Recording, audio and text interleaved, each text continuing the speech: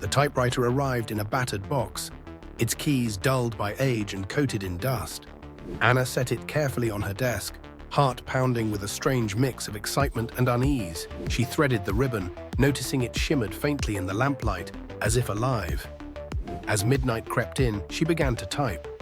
Words spilled effortlessly, each sentence darker and more twisted than the last, as if the machine whispered secrets only she could hear.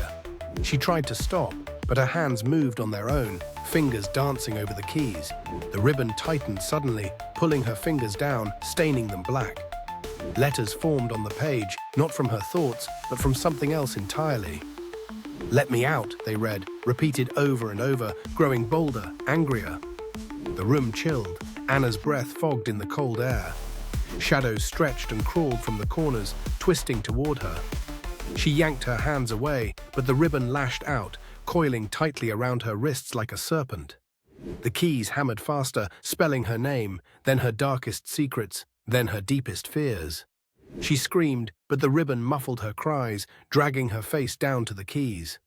With a final, desperate gasp, she vanished without a trace. At dawn, the typewriter sat silent, a single new line etched on the page.